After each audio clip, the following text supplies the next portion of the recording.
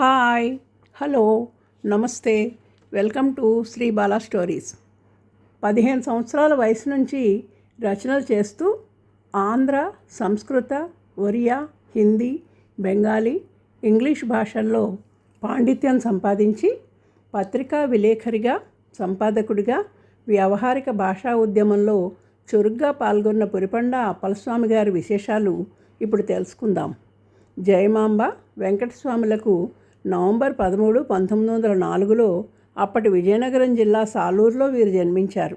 స్వయం కృషితో తెలుగు, సంస్కృతం, ఒరియా, హిందీ, బెంగాలీ, ఇంగ్లీష్ భాషల్లో పాండిత్యం సంపాదించారు. ఆనాడు జాతీయోద్యమంలో సహాయ నిరాకరణోద్యమం, హరిజనోద్యమం, ఖాదీ ప్రచారాల్లో పాల్గొన్నారు. 1926 నుండి దాదాపు 12 సంవత్సరాలు అఖిల భారత చరకా సంఘం విశాఖ బ్రాంచి ఖాదీ బండార్ మేనేజర్గా పనిచేశారు. తన ఆధునిక వేషాన్ని మార్చి ఖద్దరు ధరించడం మొదలుపెట్టారు. సహాయ నిరాకరణోద్యమంలో ఎన్నో దేశభక్తి గేయాలు, వ్యాసాలు రాసి ఉత్తేజపూరితమైన ఉపన్యాసాలు చేసి ఎందరినో ప్రభావితం చేశారు. విశాఖలో కురుపా మార్కెట్ వద్ద స్థిరపడ్డ అప్పలస్వామి గారు జాతీయ వారపత్రిక స్వశక్తి సంపాదకుడిగాను, కొంతకాలం ఆంధ్రపత్రికకు విలేఖరిగా పనిచేశారు. సత్యవాణి అనే పత్రికను నిర్వహిస్తూ ఆయన రాసిన సంపాదక వ్యాసాలు ఆంధ్రపత్రిక, కృష్ణాపత్రికల్లో తిరిగి ముద్రింపబడి ఎంతో గౌరవాన్ని పొందాయి. ఈయన ప్రచురించిన వైశాఖి మాసపత్రిక పలువురి మన్ననలు పొందింది. సాహిత్య రంగంలో పురిపండ వారి కృషి ఎన్నదగింది. 15 సంవత్సరాల వయసప్పుడే తెలుగులో గద్య, పద్య రచనను మొదలుపెట్టారు. కవిగారుగా ప్రసిద్ధికెక్కిన శ్రీ మారేపల్లి రామచంద్ర శాస్త్రి గారి శిష్యుడు పురిపండ. ఓ సాహిత్య సభలో పురిపండ రచనలు చూసిన గిడుగు రామ్మూర్తి పంతులు, మీరంతా యువకులు, తప్పులు తడకలతో గ్రాంధికంలో రాసే బదులు వ్యావహారికంలో రాయొచ్చుగా అని అంటే, వెంటనే పురిపండ వారు, అయ్యా, ఈ రోజు నుండి వ్యవహారికంలోనే రాస్తాను, నన్ను ఆశీర్వదించండి అని వినమ్రంగా అన్నారట. అప్పటి నుండి వ్యవహారిక భాషలో అనేక రచనలు చేశారు. వాడుక భాషకు కావ్య గౌరవం కల్పించింది పురిపండ అప్పలస్వామి అని అంటారు.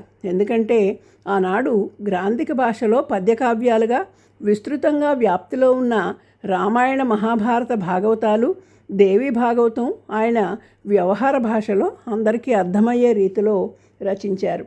ఈయన తొలి రచన కందపద్యాల కల రాట్న పతాకం.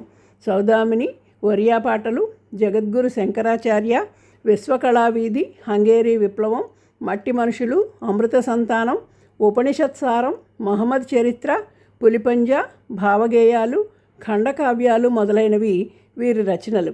కొన్ని అముద్రిత రచనలు, కవిత్వం, వ్యాసాలు వంటివి కూడా ఉన్నాయి. సౌదామిని ఇంగ్లీషు, హిందీ, ఒరియా భాషల్లోకి అనువదింపబడి ఎక్కువసార్లు ముద్రింపబడింది.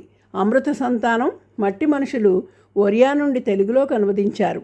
తెలుగులో వంగ సాహిత్య చరిత్ర, ఒరియా సాహిత్య చరిత్ర రచించారు.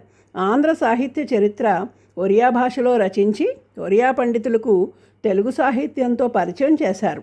శ్రీపాద సుబ్రహ్మణ్య శాస్త్రి గారు వ్యావహారిక భాషలో రచించడానికి పూనుకున్న సంస్కృత భారతం అనువాదాన్ని శాస్త్రిగారు మరణం వల్ల పూర్తి కాకపోవడంతో పురిపండ వారు మిగిలిన 15.5 పర్వాలు రచించి పూర్తి చేశారట. శ్రీశ్రీ పురిపండ అప్పలస్వామి రచించిన పులిపంజా కావ్యాన్ని గోటాల కృష్ణమూర్తి నేతృత్వంలో లండన్లో విదేశీ ప్రచురణల ద్వారా ప్రచురింపచేశారట. ఇది క్యాసెట్లుగా కూడా వచ్చిందిట. శ్రీశ్రీ వీరి కవితా ఖండికల్ని ఆంగ్లంలో విడుదల చేశారట. పురిపండ ఆంధ్ర విశ్వవిద్యాలయ సెనేట్ సభ్యుడిగా ఉన్నప్పుడు పిహెచ్డి వ్యాసముల వరకు వ్యవహారిక భాష ఉపయోగించవచ్చు అని గట్టిగా చెప్పడమే కాదు, విజయం సాధించారట. ఎన్నో గ్రంథాల ముద్రణకి సంపాదకీయం వహించారు. ఆంధ్రప్రదేశ్ సాహిత్య అకాడమీ విశిష్ట సభ్యునిగా, విశాఖ రచయితల సంఘం అధ్యక్షునిగా, ఆంధ్రప్రదేశ్ అభ్యుదయ రచయితల సంఘం అధ్యక్షుడిగా, 1963లో అఖిల భారత రచయితల మహాసభ అధ్యక్షుడిగా సాహిత్య రంగానికి ఎంతో సేవ చేశారు. గ్రంథాలయోద్యమానికి కూడా పురిపండ విశేష ప్రోత్సాహాన్ని ఇచ్చారు. అప్పట్లో మంతెన ఆదినారాయణ స్వామి స్థాపించిన ఆంధ్రప్రదేశ్ ప్రథమ గ్రంథాలయం, కవితా సమితి గ్రంథాలయం ఈయన చక్కగా అభివృద్ధి చేశారు.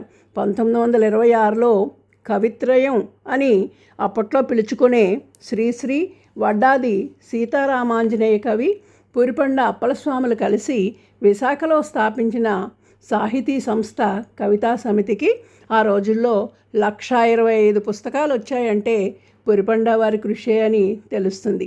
మారేపల్లి రామచంద్ర శాస్త్రి గారు అధ్యక్షుడిగా, పురిపండ కార్యదర్శిగా కవితా సమితి ఎన్నో సాహిత్య చర్చలు, కవి సమ్మేళనాలు ఏర్పాటు చేసింది.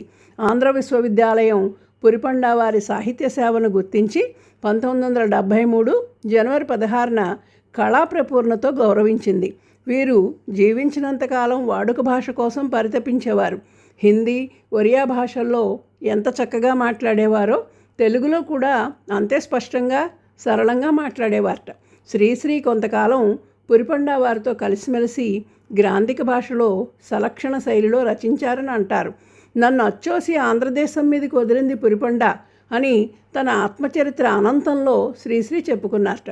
గొప్ప గొప్ప రచనలు ప్రజలకు అందేలా చెప్పాలంటే గ్రాంధికం అక్కర్లేదు, వ్యవహారికంలో కూడా హృదయాలకి హత్తుకునేలా చెప్పచ్చని పురిపండ వారు తమ గ్రంథాల ద్వారా నిరూపించారు. విశాఖ సారస్వత మణిహారంలో పురిపండ వారు కూడా ఒక మణి అని చెప్పచ్చు. బ్రతికినంతకాలం సాహిత్యం, వ్యావహారిక భాషా సేవ చేసిన శ్రీ పురిపండ అప్పలస్వామి గారు 1982 నవంబర్ 18న తుదిశ్వాస విడిచారు. వారికివే నమస్సుమాంజలు సమర్పించుకుందాం. Thank you. Please like, share and subscribe.